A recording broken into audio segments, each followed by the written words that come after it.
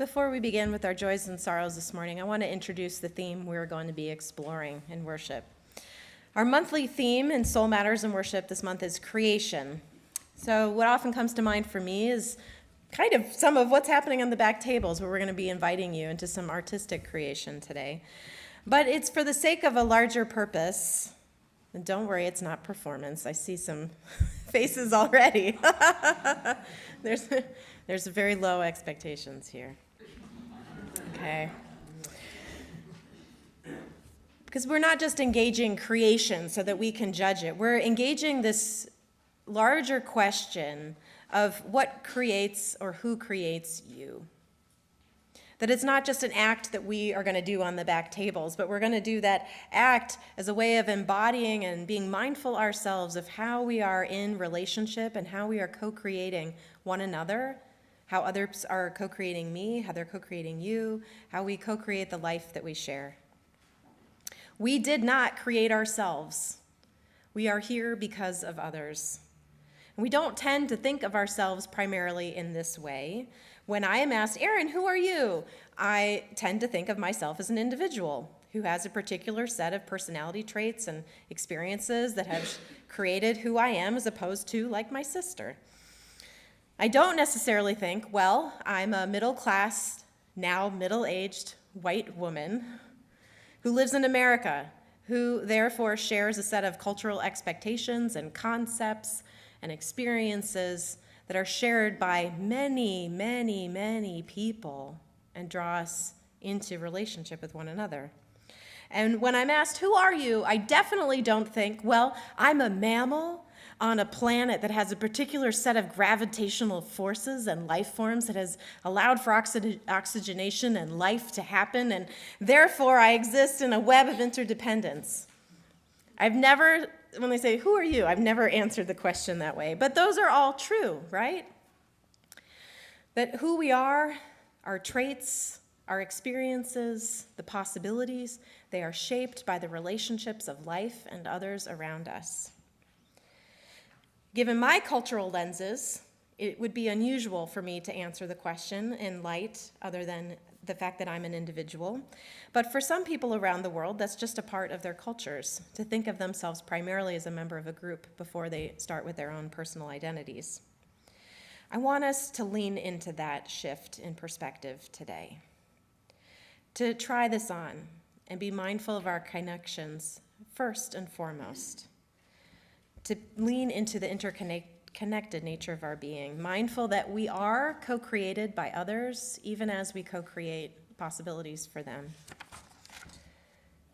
So, acknowledging this theme for the day, let us embrace that spirit as we share our joys and concerns. Have you ever heard the name Alfred North Whitehead? Choir members had. It was pretty exciting to me. So he is a figure that many people don't know about unless you're a process theology fan like I am. But Alfred North Whitehead was a physicist. He was a mathematician, a professor, an author, and a philosopher. And he lived in the late 1800s. And he set out to understand how the universe works. You know, who doesn't wake up in the morning and say, I'm just going to develop a cosmology that articulates how everything in the universe works? Well, he wanted to have, in part, scientific reasoning behind some of the religious claims that people make. We can have all kinds of theological assertions about the meaning of life, but he thought, well, how are these related to the actual science and nature of reality in the first place? And so, given his background, he set about trying to understand how everything works, to be able to attach our meaning-making to the actual reality of the world. And so, in studying quantum physics, he realized that at the subatomic level of existence, as did other scientists, that we are more space than we are solid state. And until the late 1800s, Newtonian physics and Aristotle's philosophical understanding of matter, or what defines a substance, prevailed, which we're all familiar with, even though you might not attach those words to it. But we think of the things around us as things, that they're solid, that they're fixed, they're unchanging. We know that this isn't eternal, but in my lifetime, it probably is. This podium isn't going to fall apart in front of my eyes. But we know from science that this is not actually as solid as we might perceive it to be with our eyes. As physicists develop the ability to see inside of matter in increasingly smaller intervals, say within an atom, and then within an electron, or a proton or neutron, they discovered that the laws that we generally think about how the universe is governed aren't necessarily true.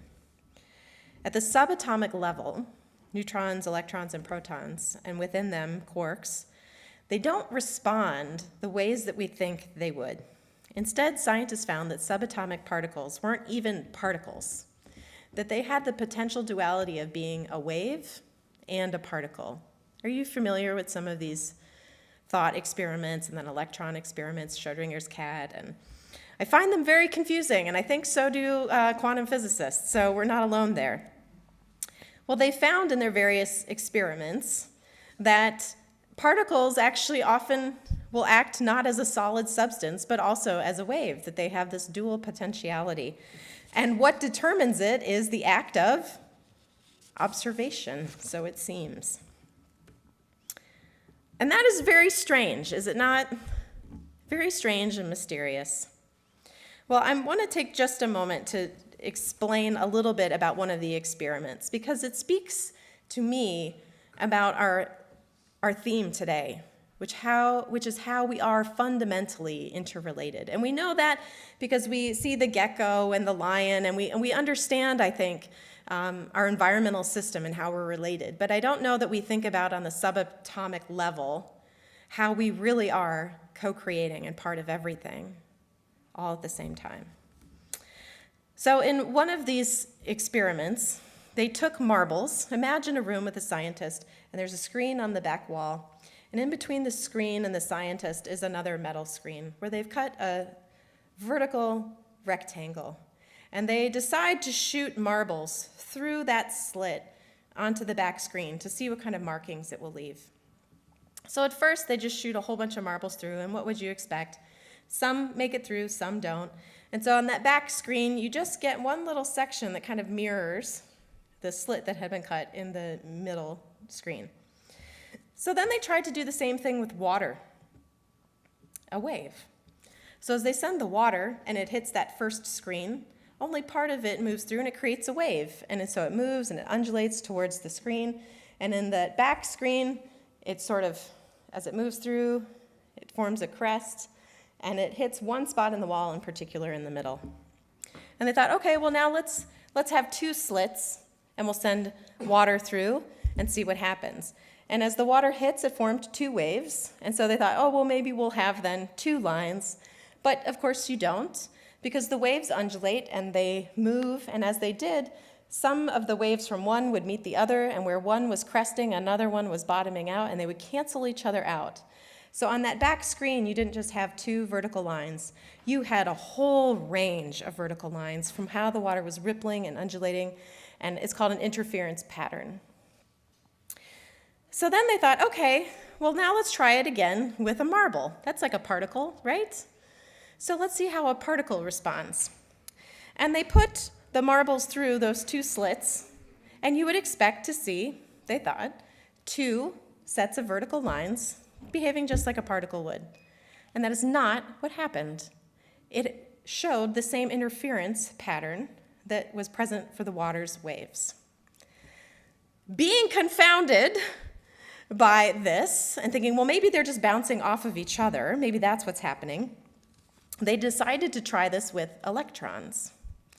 And so they shot electrons through these two slits, and they again found this interference pattern. And so they kept saying, okay, well, how do we keep breaking this down to figure out what is happening? Now, this time, let's try just shooting one electron through at those two slits at the same time to see how just one electron acts. But guess what they found? The same interference pattern of the waves moving through the two slits. How is it possible that this solid piece of matter was acting like a wave and not a particle? So as they broke it down even further to look and try to understand, what they found was the very act of observing that one electron being shot at those two slots would collapse that potentiality, and it would behave as one marble moving through one slot. Whereas only moments before, when they hadn't been observing it and they shot that one electron, it yielded results that showed it acting as if it had gone through one slot and not the other, while simultaneously looking as if it had gone through the other and not the first, and creating an interference pattern like the water. I feel like you could just end the service there and say, let us be in a place of reverence about the mystery of life. What is going on? What does this mean? How is it possible? How does this happen? And part of what the scientists found, that not even matter is always solid, that it too is in process, and that its process is impacted by the act of observation, collapsing its potentiality, that it is even its own process of becoming is shaped by the presence of others, that we are co-creating. We are relational, even electrons. Process theology and process thought emerged as a natural set of questions to these kinds of scientific discoveries. And while we have not entirely figured out as humans what is happening and how we can understand it, or at least I haven't, we do acknowledge that things are in process. They are not so solid. Even within those subatomic particles, they are moving, they are changing, we are becoming. These building blocks of becoming are in you and me. They are us. They're in the chair that you're sitting on right now. We are not as solid as we think. And so Whitehead developed a language to reflect this, and he published it in the 1920s while teaching at Harvard. And he changed the language to say, you are not a thing, you are not a person, you are an event. You are a becoming. You are an occasion. That we are more process than we are objects. We are more verbs than we are nouns. We are these spirals of movement and becoming, and our possibilities are either expanded or limited by the choices that the other becomings around us make. An image that is helpful to me in this is you can say, well, okay, so we're always in process. What does that mean? Your hand is resting on a solid state of a pulpit right now. So how are those two things in relationship? And Whitehead, in his philosophy, calls this concrescence. It's like the concretization of our becoming. And other people who've tried to break it down for dummies, which is super helpful, is they talk about it, think of it as a film. That when you see a film strip, you watch the continuity of that story. But if you break it down, you see the individual shots of each scene as they emerge. And then that is what we are. And in those process of becoming each of those individual screenshots, that is the part of co-creation where we impact one another. Our future being limited by all that has come before us, and what the people or the others around us, the choices that they are making, or even of this podium or the rock, they shape what is possible for us. So there are religious implications for this kind of relating, for this way of seeing ourselves as a swirling set of relationships in process.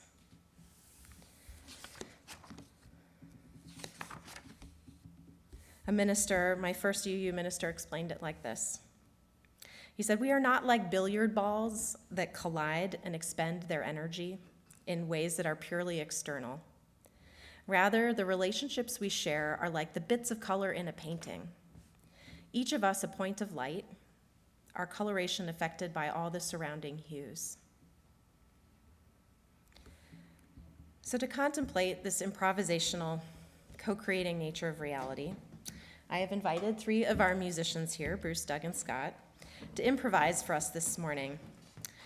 Now, I asked them to help, since I may be talking about scientific theories or experiments that I don't describe too well, being a theologian and not a physicist myself, I thought it would be another way for us to engage co-creation. If they're truly improvising and they don't know what each other is going to do, they have to be responsive in the moment. And now I've asked them to not do that perfectly, so that we can get a sense of what it truly is like, the ways that our choices impact one another, that they can expand or limit our possibilities. And Harvey Harrison told me after the first service that they failed miserably at my request to show us both discord and harmony in their musical talent. So we'll see if they can mess it up at some point this time. But I kind of doubt it, but I really wanted to see someone start playing something else, or, yeah. You should ask us not to mess it up.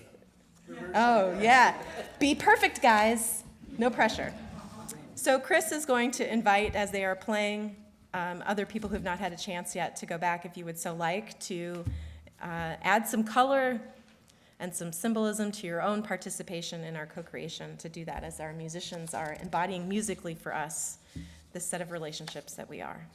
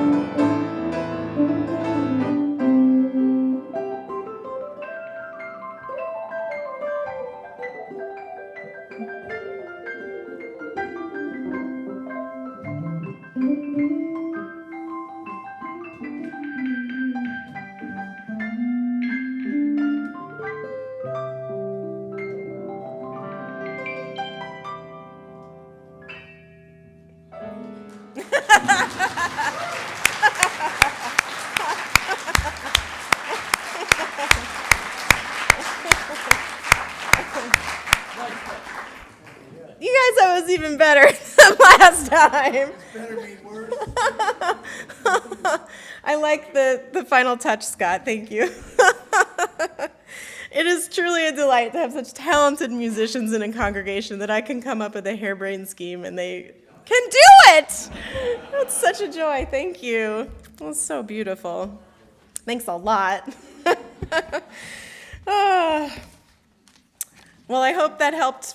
We all have different brains and different learning styles, and maybe that gave yet another way to engage the meaning of how we really influence and shape one another. And I do find it interesting that even as they're playing, part of what comes through is their desire to work together, their desire to support and to play. Nobody got really loud over everybody. They took turns, and it just shows how even without talking, we are communicating so much, how much we are in relationship, regardless of it being explicit.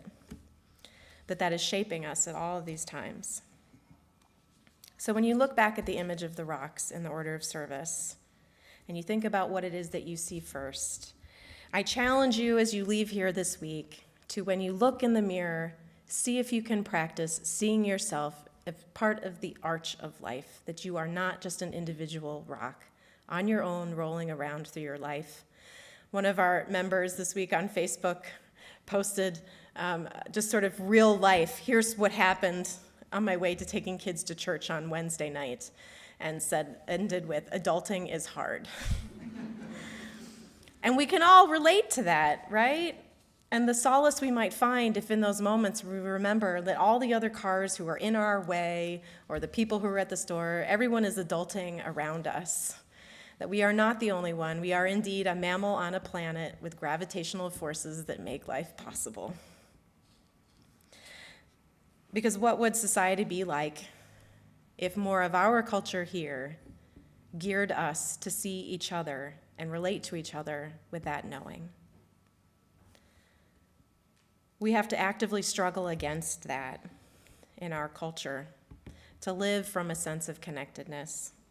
But what a worthy shift to try to make as a religious people, that we ourselves can choose to practice this in our lives, to see ourselves and each other through our connectedness, that we always belong, that we are not alone, that we are collectively shaping the possibilities of the life to come, each and every moment, together. Let us be mindful of this in our living. How might it change how we experience ourselves and each other?